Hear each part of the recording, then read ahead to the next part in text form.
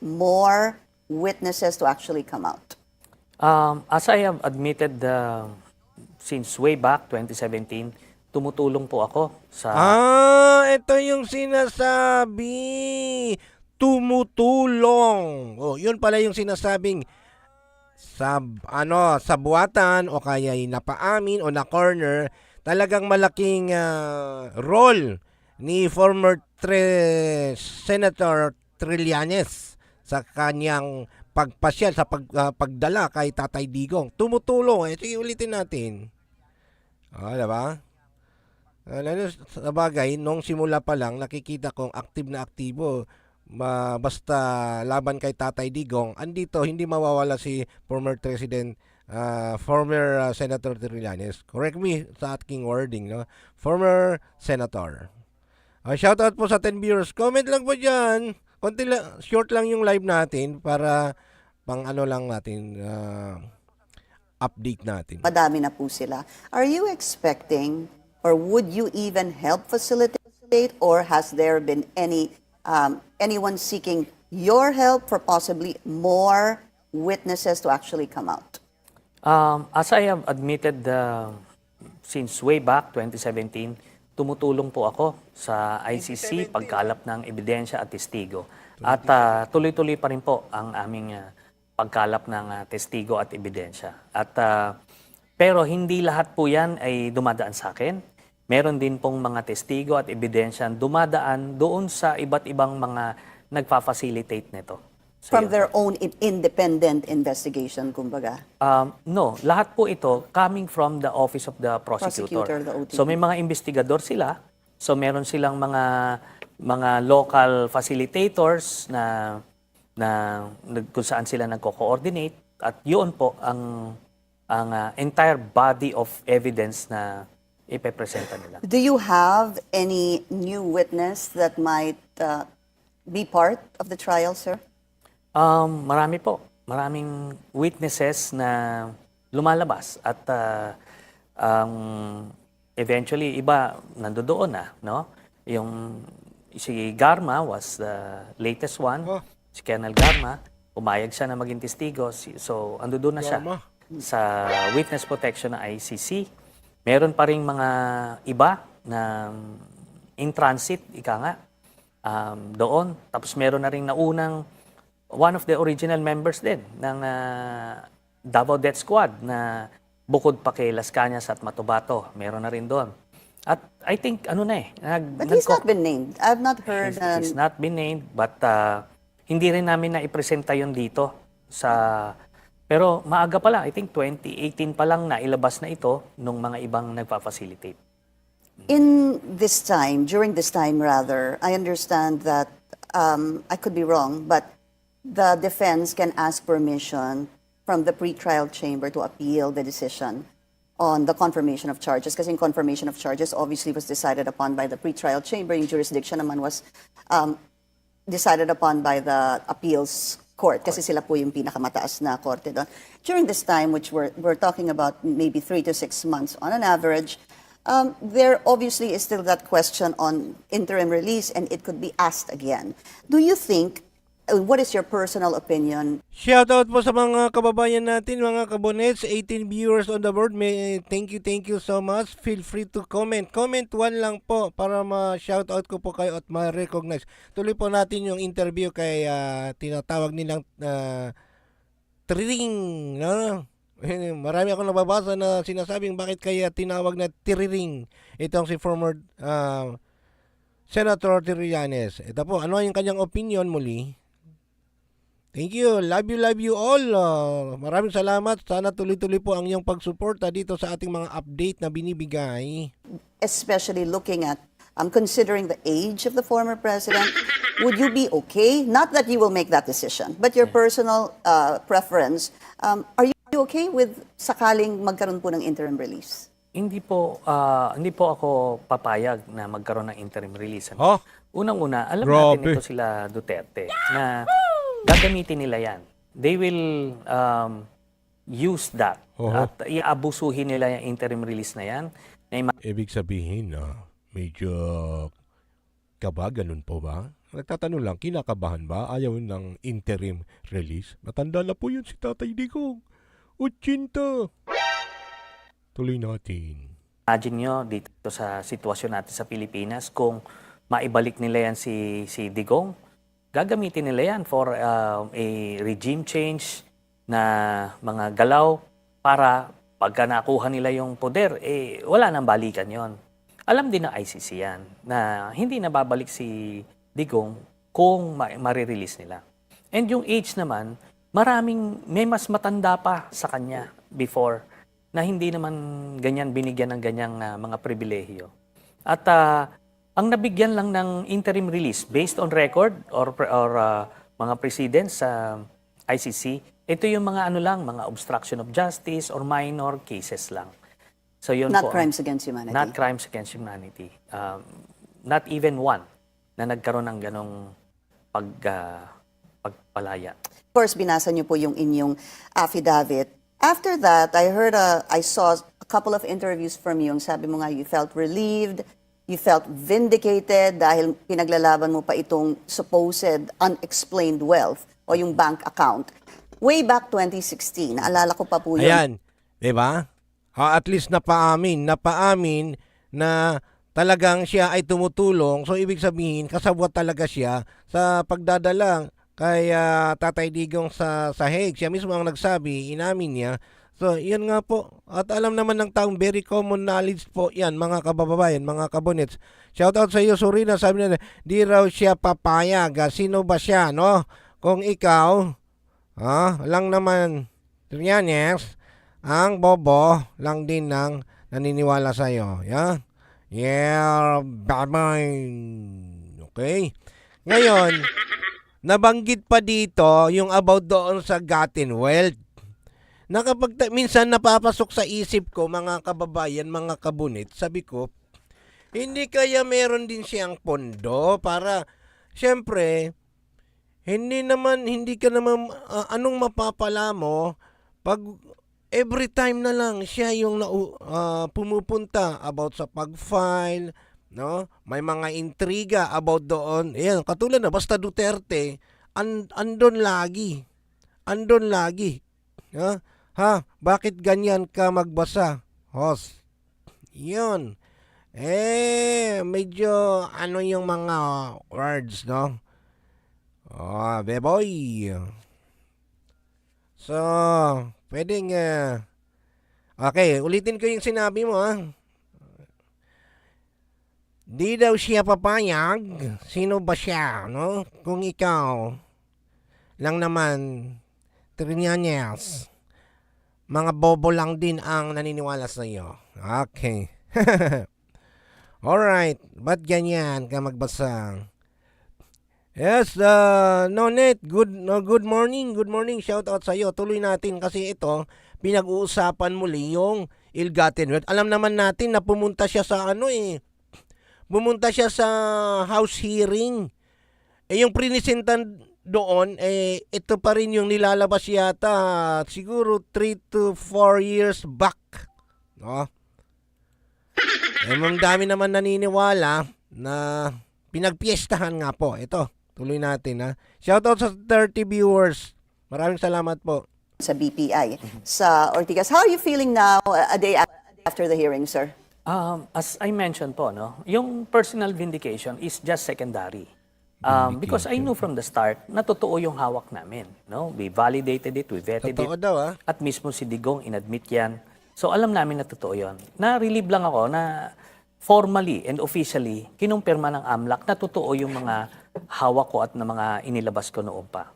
So, pero ang pinakang ko doon, looking back, is sayang na tipong kung naniwala lang yung mga kababayan natin noon, 2016, sana malaking perwisyo yung naiwasan natin nung mga dark years of the Duterte regime. So, yun po. And siguro, it would have been a good thing for him na imbis na nakakulong siya ngayon kung hindi siya nanalo noong 2016 dahil na... Sabi po ni Non-8, sabi niya, parati niya nilalabas even in 19th Congress. He keep on getting the data and bring it out.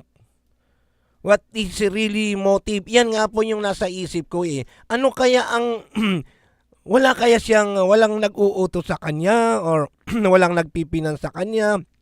Ano ba yung pinakamotibo niya na tanging siya lang yung laging kumbaga nagre-representa siya lagi. Kaya nabansagan na number one, basta laban kay Duterte, siya yung number one na maaalala ng tao. Diba? Grabe, no? Oh. Hanggang ngayon, di ba nananahimik? Tapos biglang kapag may laban na patungkol sa Dutertes, yan, number one, hindi mawawala. Eh, siyempre, andyan din po si Congresswoman De Lima, no? Alam naman natin yung history. May matinding pinagdaanan din si Congresswoman Laila De Lima. So, hindi natin maalis sa isipin ng taong bayan na normal lang yan talaga. Kalaban, di ba? May hidwaan, may ganon. Okay, tuloy po natin. Ito, matanong ko lang po sa inyo, mga kababayan, mga kabunits. Okay lang po ba yung ganito na every morning is magkukuha ako ng isang update, yung highlight ba, yung katulad nito, tapos i-play natin din na mag-reactionan tayo. Okay lang po ba sa inyo? Comment ka po, baka pwedeng pa-comment dyan sa baba. Kahit replay ninyo ito napapanood, okay lang po ba sa inyo na hindi ko papatagalin, yung live lang is mga 45 minutes lang, di ba? 45 minutes to 1 hour. Okay lang po ba sa inyo? At least may shout-outan tayo dito, palitan tayo ng ideya, di ba? Pareho sila ni Adek, BBM. Siyempre, isang salita lang sila. Si Trillanes as ni BBM Marcos. Yan pa yung sabi ng ating mga netizen and mga viewers. So ito, tanong ko lang po, okay lang po ba yung mga ganitong yung format? I mean yung format, ito yung format, kuha ako ng video na medyo highlight, tapos pag-usapan natin ito, shout-outan. Okay lang po ba sa inyo? Comment lang po ng comment yes kung okay ito. Hindi naman masyadong mahaba.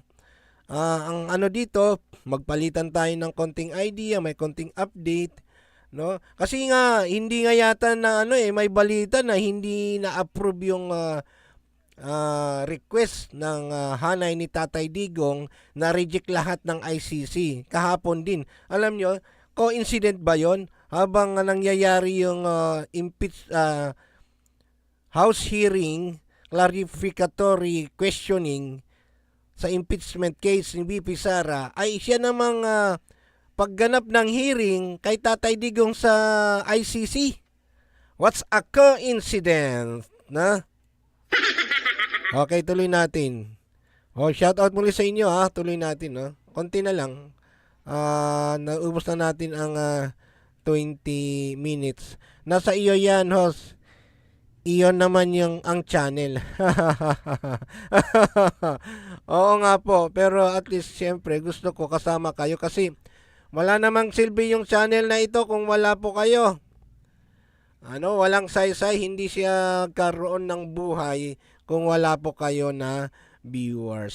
Okay, maraming salamat, tuloy natin. Ilabas ito, baka malaya siya ngayon sa Davao, parang ganon. But it is what it is. Ganyan po ang tadhana. Dito tayo dinala. I just hope na ngayon na nakumpirma na totoo itong mga inilabas ko, magdudulot ito ng conviction ni Sara Duterte sa impeachment. I want to be factual about that though. Tama, you can call it confirmed. Yes. But the AMLAC kept using the word similar. It seemed that the AMLAC executive director was quite careful. Kasi ang nangyari, just going back, is that nagpakita po kayo ng mga manager's check, hindi po ba, amounting to, let's put it at 188 million. 181 million. That supposedly went to the former president, the vice president, Sara Duterte, Mayor Baste, Congressman Pulong, and even Hanilet and Kitty Duterte. So 181 po yun. Marami pong cheque kayong pinakita na manager's check. And then, nung kinompare sa AMLAC, kung may ganung pera, he kept saying similar. What did you think about that when the AMLAC was saying? Eto, bago siya sumagot, mga kababayan. Kasi nagmats bumunot si former si Dilima ng mga account numbers nagtugma doon. Hindi ko nga maisip kung minsan iisip ko baka naman ito iisa lang yung pinanggalingan, baka ito ay iisa lang yung pinanggalingan na data, tapos siyempre magkakasama ang mga yan. Kayo ba naman, naniniwala kayo yung mga congressman, mga justice committee ay hindi nag-uusap? Siyempre nag-uusap ang mga yan. Para maganda. Maraming nanonood Anong iisipin nyo? Nag-match daw. Paano nila nakuha yung mga... Ang tanong kasi, paano nila nakuha? Siyempre, may pinanggalingan. Hindi naman talaga sa kanila. So, dahil kasama sila sa justice committee o kaya member o kaya pare-pare sila na magkakasama, sinong maniniwala na sabihin na hindi kami nag-uusap, magkakasama kami sa isang purpose, sa isang hearing, sa isang pandinig na isa ang topic na pinaglalaban pero hindi sila nag-uusap. Naniniwala po ba kayo? Sinong maniniwala doon? Okay, sige. No, ang kinumpirma, it was prompted actually by the questions of Congressman Congresswoman. De Lima. Yeah. At ito, since ang pwede lang niyang itanong is yung kay Sara Duterte lang, so yung 3 transactions lang yung tinanong. The date and the amount. Kinonfirm ng AMLAC yung date and amount. Hindi na pwede i-confirm yung kung sino yung nag-issue ng cheque at kung anong bangko, ano yung bank account. But Shout out sinabi sa dun sa 31 report viewers. ng AMLAC Maraming salamat. na galing Dahil na ako yan kay nakakuha Sandy. ng So that viewers na much ganito, was were confirmed by the Anti-Money Laundering I'm gonna Council. jump into Sammy Yeah. Boy already because Yes. sinabi niyo nga sa kanya galing itong mga cheque to the Duterte family. Nagsalita po, and tinawag niyo po siyang drug lord, okay? Aha. And your premise Drug there lord, was a witness Ang tanong, ito yung tanong. Bakit siya lumalaban against drugs kung siya naman ang drug lords na sinasabi nila? Anong logic nun? Para mapagtakpan na siya ng Parang ang hirap paniwalaan, no? Sa tingin ko lang, hirap pa rin nun. Pinaglalaban mo yung mamamayan mo para maging safety, tapos ikaw pala ang hindi kaya ay pamumuliti ka lang mga to. Nagtatanong lang. in the past who was saying that he was involved in illegal drugs, that he had a laboratory, allegedly, yun po yung inyong kwento. Nagsalita po si dating Secretary Manny Piñol at basically sinasabi niya na Sammy Uy, a collateral damage in the dirty game of politics. Kumbaga, ang sinasabi po ni Secretary Piñol, he is a legitimate businessman. Siya po ang may-ari ata ng napakalaking appliance store sa Davao. Marami po siyang kakilala. And yet, nagagamit daw siya dito dahil sa politika. Ito At po, hindi siya drug lord. Yan. Siyempre, marami talagang supporters din na yun din ang mag-isip. Kasi ganito lang ninyo Kapag kampi ka sa isa, siyempre, pag magbigay ka ng komento, pabor doon sa grupo mo. No? Siyempre sa kabila, baka naman talagang negosyante yan, kung talagang halimbawa may pumasok na pera, pero hindi galing sa yung sinasabi nilang droga. Di ba? Kung mga negosyante, siyempre pang negosyante ka, talagang kailangan yung in and out ng pera sa bangko, pero bayad din po, umiikot lang po yan. Di ba? Kano naman yun. Kaya nga yung in-interview yung maging defense team, doon na magkaalaman kung paano nila i-defend. Kasi tinanong, hindi namin pwedeng i-disclose yung aming gagawin dahil ipapakita lang namin kung paano namin ma-defend yung mga data. Di ba? Yeah. Ito po yan. Una-una, kailangan mag-enter siya ng appearance. Ano ba siya? Who is Mr. Manny Piñol sa buhay ni Sammy Uy? Di ba? Okay. Tapos ganito, ang testigo nagsabi nito is si Arturo Las Cañas na original member ng Davao Death Squad. Nando dun sa Ayan, yan, yan. Mag-ano ko, magandang gusto akong mag-react dito sa ni Surina. Surina, saan ulit po kayo? Saan ulit po kayo? Dito sa Pinas, di ba? Sa Visayas. Ito. Totoo yung sinabi mo dito. Pinagbintangan nila si PRRD na drug lord at Pogo Lord. Samantala, si BBM Marcos Abnoy naman ang nakaupo ngayon. Noong panahon, si PRRD may war on drugs, ngunit pinasama nila at kinasuhan pa ng AGK si PRRD. Iyon na nga po.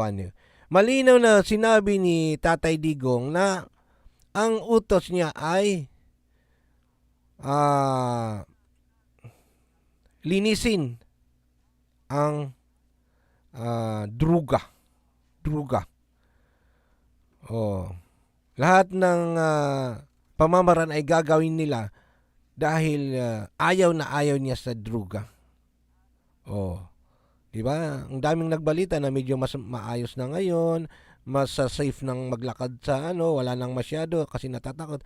Maraming nagbalik, maraming nagpa-rehab kasi ayaw talaga, seryoso si Tatay Digong.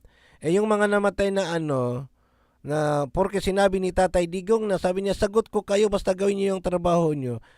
Kasi bilang presidente, talagang iutos niya na linisin nyo dahil law enforcer kayo, mga kapulisan, i-implement nyo na ayon sa batas.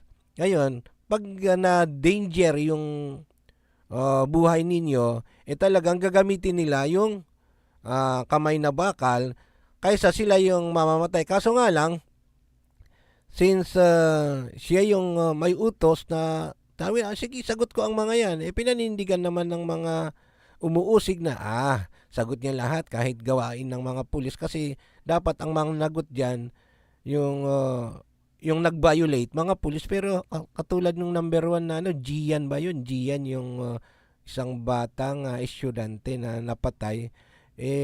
Ang dapat kasuhan talaga para sa akin, opinion ko, yung pulis na gumawa based sa investigasyon kasi wala namang inutos na ni Tatay Digong na lagyan ng tape,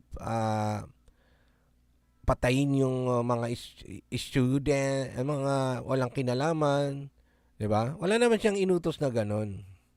So, 'yun, may mga sumubra ng ibang kapulisan, so dapat ang matugis yung mga kapulisan na gumawa mismo. 'Yun na lang po para sa akin, sa aking opinion. Ito, ibig sabihin, ayaw talaga nilang maging malinis ang Pilipinas sa droga.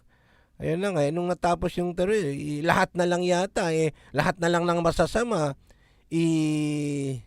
kumbaga, idinikit sa kanilang pangalan. So parang halatang halata talaga na pamumulitika. Diba? Dinikit lahat Lahat na lang dinikit, panay Duterte, buong pamilya pa. Yan. Kaya tuloy natin. Malapit na, mayroon pa tayong 15 minutes tapos end na tayo. Sa inner circle, siya nagbabantay ng mga